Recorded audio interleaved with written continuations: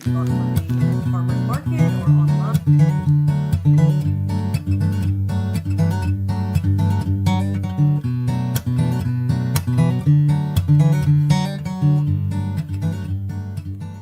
Okay, we're back. I want to make some beef stew for tonight, but I had to show you because if you saw my last video, I was cleaning my kitchen.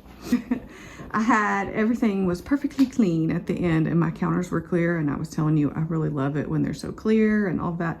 But this is how we begin. Before I want to shoot a video every time, this is basically what things look like in here, because you know how it is. The kitchen is just the drop zone. Is it the same way in your house? Here, when we walk in the door, I mean, there's cups, there's 2 days of eggs here sitting, waiting to be boxed up so that they can actually be sold to people who want them.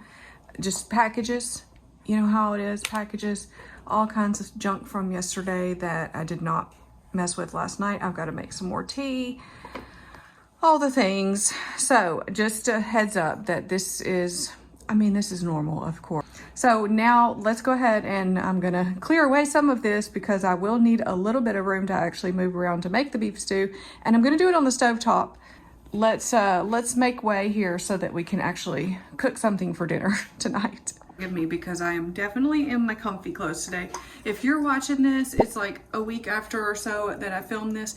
This is the first day of that really cold weather that's kind of taken about half of the country over. Yeah, it's very cold today. Even here in Louisiana, we have gotten up to a whopping 36 degrees this afternoon. So that's not very warm for us. And I'm making some beef stew tonight because it is the first day of this cold weather. And it's gonna be really nice to be able to have some cold weather food finally. This is the first cold weather food probably that we have eaten this winter. So I'm actually looking forward to a week of cold. Okay, let me put some of this stuff out of the way for us and get out what I need to make the stew.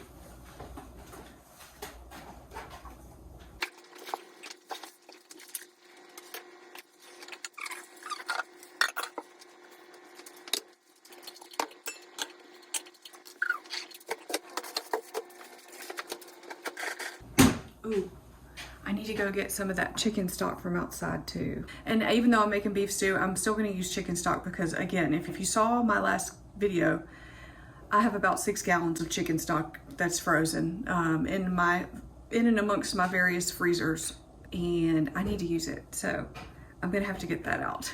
I made it in here into the shop where we have our big deep freezer. I won't show you Sheldon's litter box. This is where, most of the chicken broth lives. So I've got frozen rolls there, a turkey. This freezer is just about empty. It is like so scarce and so rare that it is empty like this. So this is pasture raised chicken bone broth, and it's going inside with me. Okay, got my broth. But as I was going outside, there was chickens and turkeys squawking everywhere, and apparently there was a big giant hawk flying above them. So I had to shoo them all into their coops for a little bit so that they don't get eaten up by a big hawk. We see a lot of hawks out there around the chickens, especially in the winter, and rarely, very rarely do they ever get a chicken. Maybe we've had it happen twice ever since we've had chickens, which has been about 7 or 8 years that we've had chickens. But in the winter, they are under threat a lot more because they are hungry. The hawks are very hungry, and they can see them better because they don't have as much coverage from the trees, you know, since the trees are naked at this point. Well, anyway, they're all hunkered down in the coops for now, and I showed you a video of them standing outside. The turkeys kind of stand guard, which is interesting, and they chirp and make a lot of noise. So everybody, here, you want to go outside? Moose is going out. Bye-bye. It helps if the dogs would stay out there too, because they kind of scare away the hawks. To have a bigger something out there is a little bit helpful as well. But okay, anyways, now we can move on to actually making some beef stew.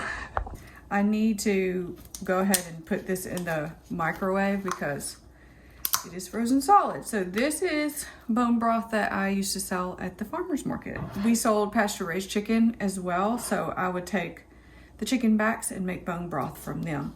So I'm gonna put this in the microwave for a couple of minutes just so that it can start to thaw out and while I get my vegetables ready. All right, go lay down, bud.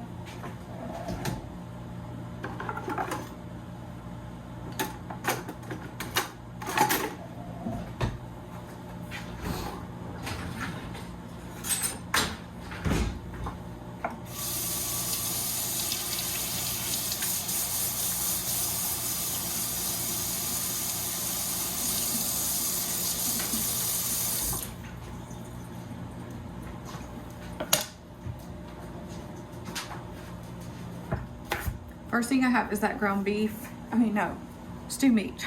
That's not ground beef. I am just gonna season that up, and I will put on a little bit of flour. I'm just gonna kind of dust it with flour as well. First some salt and pepper, and then I'll dust with flour. And then I'm gonna sear it a little bit to get it nice and brown. Just brown it up in the pan a little bit. It just adds a nice base of flavor to the whole stew. I really need to refill my pepper grinder. It's about out. I have more peppercorns, I just need to get them out.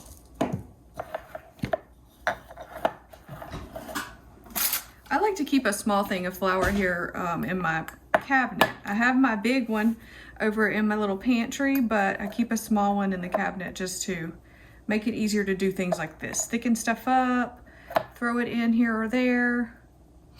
I actually do find that I use it quite a bit. It does not have to be perfect. It just gives a little more flavor and acts as a thickener for the stew to make it that stew-like consistency rather than soup-like consistency when you have some flour on the meat. Oh, there goes my broth. We'll wait for this to heat up before we start to sear everything. Probably I'll do 2 batches, one batch at a time.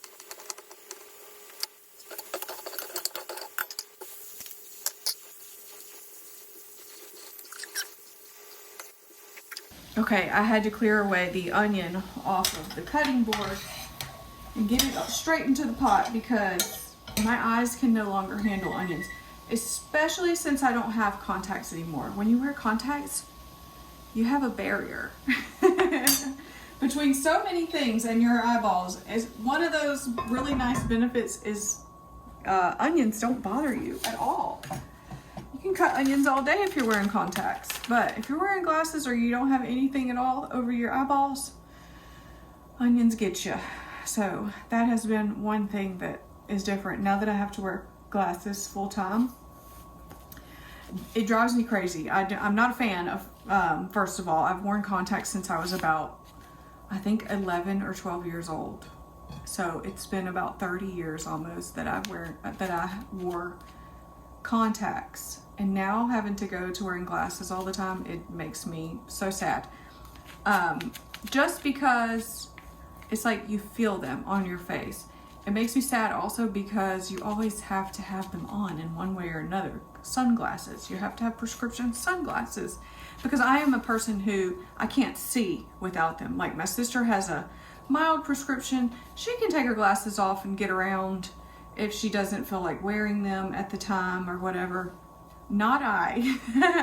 If I'm not wearing mine, we're wrecking the car. You know, if I'm not wearing mine, we're not reading this type of thing.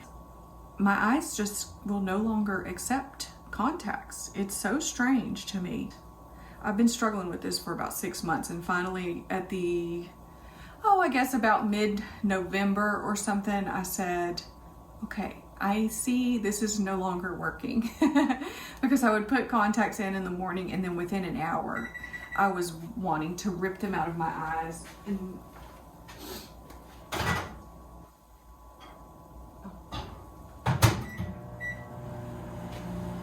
yeah, so within an hour of wearing contacts, when I finally decided to quit, I was wanting to take them straight out and scratch my eyes out, basically. They just no longer fit. I tried different types. I tried, you know, changing, going to everyday contacts and going to moisture, this ones, and going to special lenses, which is very expensive to continually change contacts. It just don't work anymore. It just does not work for me anymore, which is so sad. But you know, that's one of those things with aging, probably. It's so funny because I really thought in my 30s, like, I could feel some things with aging. I'm not quite 40 yet, by the way. I'm 39 and I'll be 40 in June. And but however, the last year has really been it for me for the aging. It's like everything hit, you know, all kinds of the weird things in your body, and why is this happening, why is this not happening, and all the stuff. So I cannot explain it. You just you're along for the ride at this. Anyway, that is my long saga about glasses use, and the least of the most bothersome things about wearing glasses is that your eyes really take a beating when you cut onions, as it turns out. I'm gonna put in these little tiny red potatoes. So I'm gonna wash these up. They say they're washed, that they come pre-washed, and maybe they are. Hi, Clark, watch out. Back, back, back. Thank you. Give this a stir. And I just wanted to let the moisture come out of those vegetables. That way I can scrape everything up from the bottom of the pan.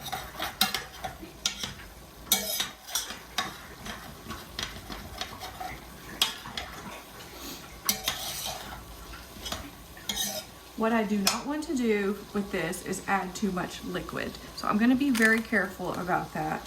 This says 1.5 pounds. I'm gonna use this Kinder's stew seasoning today as well. I just saw this when I was thinking of beef stew, and my Walmart order prompted me to get this as well, because obviously it knew that I was getting stew meat or whatever. So I thought, yeah, let's try it. Let's see how we like that. So I'm sort of following the recipe that's on the back here. I just want to make sure that I'm using like the same ratios that they give, just so that everything works out well. Let's give it a smell. Oh, it smells good. So we need some tomato paste as well. I need to get that out quickly. You know, they have the little squeeze thing of tomato paste. I usually like to get that, but it was almost $6 for the small squeeze thing of tomato paste. And you know, this was 69 cents. So as much as I would like to buy that tube, my brain would not allow it. So it says about 1.5 tablespoons. So I'm just gonna put a couple of plops of this in there. I don't mind if we have a little bit additional, because I hate to waste much of this can. So I'm going to use almost all of that, which will be fine. Give it a little stir. Calls for 1.5 cups of beef stock or liquid. So that's what we'll use, 1.5 cups. And we'll see exactly what that does for us. So now I need to wash my little taters here.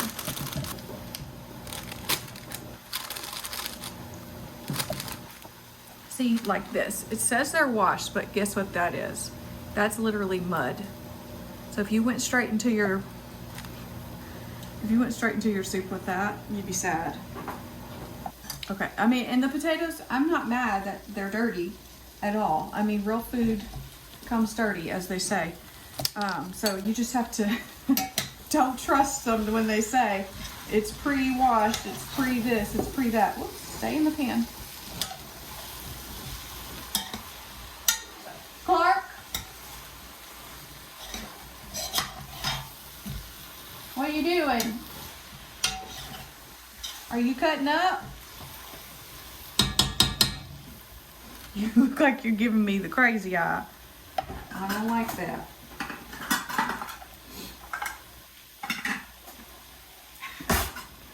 Okay, now in with the broth.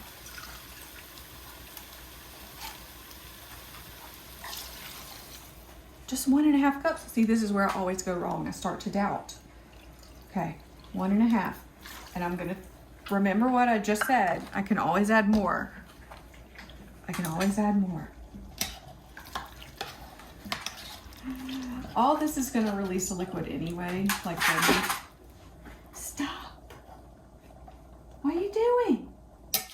He's already going stir crazy because he likes to be outside most of the day.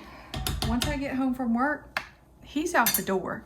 I put a big dog bed out on the driveway and he stays on that or out there with the birds or doing whatever he does because he is like a true dog. He does dog stuff all day when he can. And when the weather is cold or when it's rainy, he's not able to do his dog stuff as well. So this says it needs to simmer for about 90 minutes. I'm just gonna let it simmer until it's time for dinner. It's only about 2:30 right now, so it's got quite a while. I turned it all the way down to like 1 on my stove, which is still somehow able to sustain a simmer. You can always do this in a slow cooker as well. That's what I had planned for the morning. That didn't happen. It's Monday morning and I was not even close to being in the mood to do that before I left for work this morning. Or better yet, do it the day before. Put it all into the crock pot insert, cover it and put it in your fridge, and then just take it out and put that thing on low for the day in the slow cooker and you'll be golden. And then you won't have to worry about it in the morning at all. So anyway, okay, let me clean up my mess here and tidy up the kitchen a little bit, and then I will be back here when this is done and when we're serving up for dinner. Okay, on to the next project of the day, and that is kombucha. So I'm looking around my little shed here. This is yet another area of clutter and overwhelm. This is all of my garden stuff in here and more. But mostly it's my garden stuff. Sad to say that this is mostly all my mess. So what I need to find in these crates down here is like my little seed starting mats, because whenever I do the second ferment on kombucha, which I have not made, I didn't make any kombucha at all last year, I don't think. I just let my SCOBY sit almost all year. I think I made some at the very beginning of the year and that was it.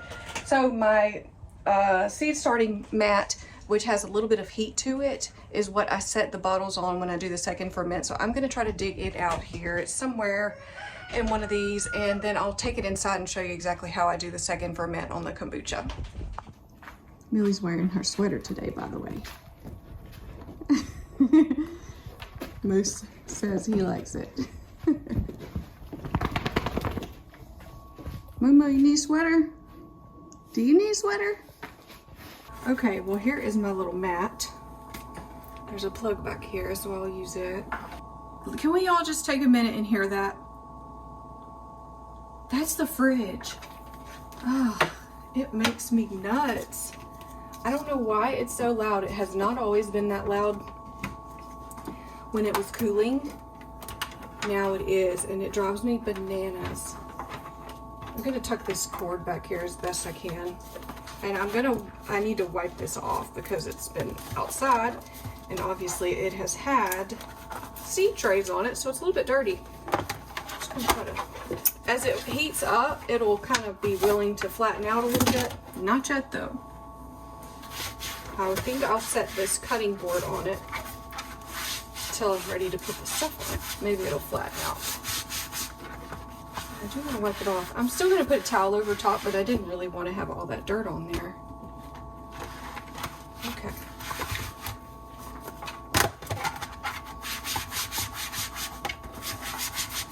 Okay. There we go. Now let's just lay this over the top of it so it can start to flatten out. Clark is cracking me up today. This is 2 gallons of fermented kombucha. So, number 1 and number 2, I started these on exactly the same day. This one, interesting. Okay, so all this is sweet tea, just regular black tea sweetened with sugar, and then you put it in here with the SCOBY, which is this piece here and this down at the bottom. It starts as just one SCOBY and then it continues to make a new SCOBY basically each time. And SCOBY just means symbiotic colony of yeast and bacteria. Bacteria and yeast. Symbiotic colony of bacteria and yeast. It's very gut healthy. It puts lots of good bacteria into your gut and it tastes really good. So it tastes a little bit funny when you don't put any flavorings, and then it also really tastes best when it's carbonated. So in order to get it carbonated though, we need to give it a little bit more sugar, which is where the fruit juice comes in, so that it can kind of do one more fermentation, and then we're gonna ferment it this time in sealed jars or bottles or whatever you have that you can actually seal up really tight. That way it holds on to all of those bubbles instead of allowing them to just go out into the air. The gas is just released if you are not sealed up really, really tight. So you can do that in one of two ways. I have here the flip top bottles. I have more of these. I just use them for other things too, like vinegar and stuff like that. So I have some flip top bottles, which is sort of the number one. If you had to make a choice, number one, I would choose flip top bottles. If you don't have these, you don't want to order them, it's not in the budget, it doesn't matter, that's fine too. Number two, I have saved all of these from just kombucha that I have drank over time. If I ever pick one up at the store, I just keep the bottle and the lid because they're great. They work again and again and again. So that's free bottles for you. If you drink those, hold on to them. Number three would be mason jars with a sealed lid on the mason jar. So make sure that it's a lid and ring and seal it down really tightly. So here's where things can get a little bit funny in the second fermentation. While I tell you about that, I'm gonna start to strain some into a pitcher because I just wanna strain out any bits or whatever before I put it into the bottles. We just strain that, just to make sure we don't have anything we don't want. And then start to bottle. So you can do one of two things. You can add your juice into this, or you can add it per the bottle. So I'm probably just gonna add it to the bottles as we go because I don't know exactly how much I have here, how many bottles we have and all that stuff. So let me get a funnel. I need my funnel too. So the fermentation time can be a little bit of it's up to you type of thing. And also it depends on how you like it type of thing. So what I usually do is about 10 days or so of fermentation of the tea itself. The thing that some people are worried about is the sugar content, because maybe you would never drink a glass of sweet tea, but yet you're fermenting this sweet tea. Well, what the fermentation is doing is literally eating the sugar that's in the tea. That's the whole process. So by the time you drink this, it's gonna be very low sugar because most of the sugar that you put in there in order to make the tea sweet has been eaten by the yeast and bacteria. And the more fizzy it is, the less sugar that is left because it has eaten more, therefore it's produced more gas, and there's a lot less sugar in it. And I don't usually start my next batch right away. I'll just set that back on the shelf until I'm ready to make another batch because it'll take me a little while. Alan doesn't drink this, so it'll take me a little while to go through this. I usually go about to here with this one and leave myself room for juice.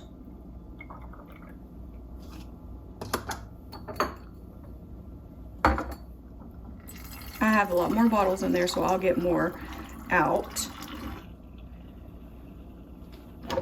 I already had it, but I'm gonna do a couple quart jars to see how it compares because I've never actually used quart jars. My sister buys kombucha at a local market, like farmer's market near her, and it always comes in quart jars and it's pretty carbonated when it gets to her. So we'll try it out this time and see what we think. Now this one is more bubbly for some reason.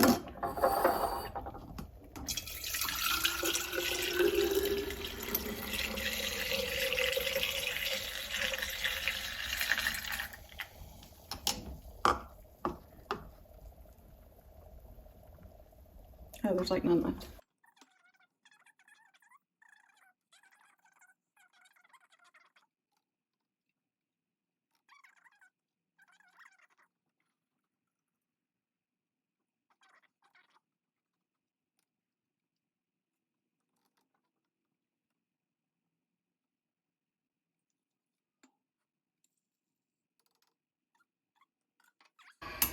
Now then, we're just going to crank the lids down on these nice and tight because we want all those gases to be trapped in there. And then I'm going to move them over to my heat mat.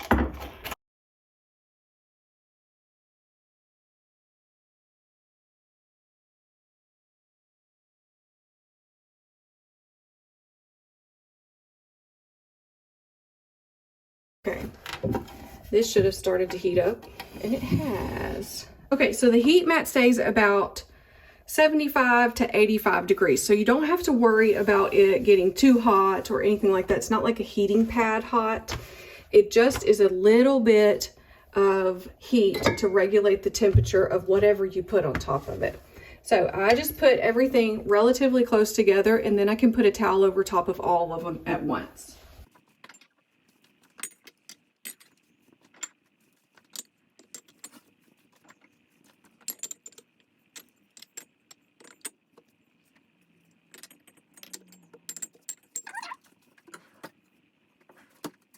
I do not know if this actually traps any heat in, but in my mind it does.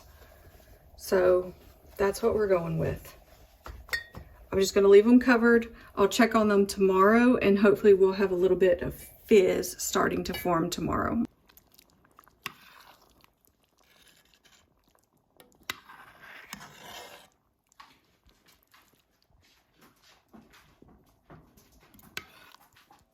Okay, I wanted to show y'all an update on the kombucha we started that second ferment on the other day. Just in case you're interested, first I'm going to tell you what the temperature of the little mat is. Yeah, it's at 82 degrees. So I just wanted you to know that it's not like hot at any point, and it's going to just keep things a little bit more warm than just the natural environment. Because for us right now, and probably you, where you are as well, it's pretty cold. And it's hard to keep the house, you know, super, super warm. So anyway, that's the little seed. I just wanted to show you how the second ferment is going. You can see sometimes you'll get a little bit of a scummy stuff at the top and at the bottom as well. That is just the yeast and bacteria in there fermenting this. This is actually making another little mini SCOBY. If we left it long enough, it would have a little round mini SCOBY on there that would become thick, just like the SCOBY that we had on those big jugs of kombucha. So I'm going to crack this open and hopefully you can hear it. See, we've got lots of bubbles in there. So you're not going to see any, but you will see them start to begin to rise up here once you open the top. And this is why you don't want to go too long on these, because the pressure will build in there. And if it builds too much, it's going to all shoot out. So it's a fine line. This has been 3 full days that these have been sitting here. There goes that one.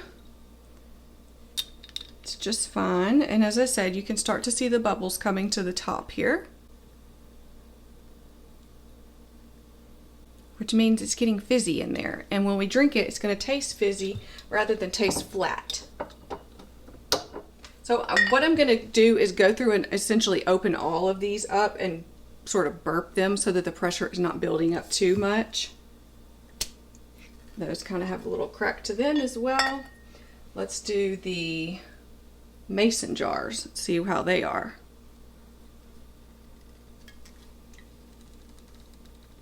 Oh, that one I put on tight. There it goes. If you expose it to the air, the bubbles start to come more readily.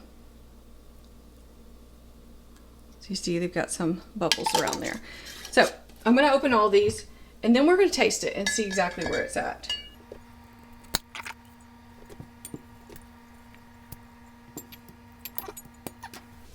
I'm just spraying my glasses. I think I'll take this one. It sounded the most carbonated. And let's see what we get.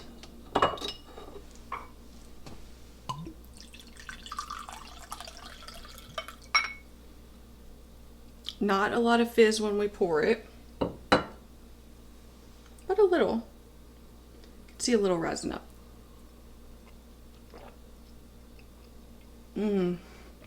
It's actually pretty good. Okay. This is good. Even not cold, it's good. That cherry juice was great. Okay, so I'm gonna give those one more day. I'm gonna give these one more night, basically. I'm gonna let them go the rest of the day today, and then tomorrow morning I'll go ahead and put those into the refrigerator. I have a fridge out in our little guest house building. I'll put them out there so that way they're not taking up so much room in here, or most of them out there. What happens when you put it in the refrigerator is it just slows down the fermentation to very, very, very slow. So that's not to say that they're not still fermenting, but it makes it much more slow than sitting on the counter, especially on the little seed mat.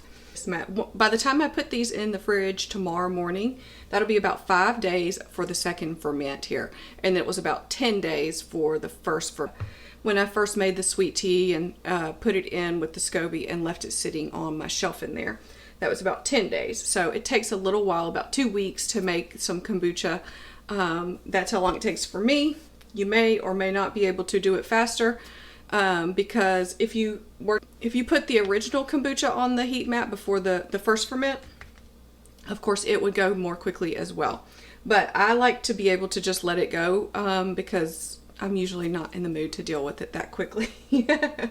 And then this will, this amount of kombucha will last me for quite a while, because it's not something that I drink very much of each day, maybe about a half a cup or so each day, just to get the health benefits of it. And I typically only drink water, so in the evening maybe I'll have a little bit of kombucha, and that's enough of a flavored beverage for me. And but I still love it.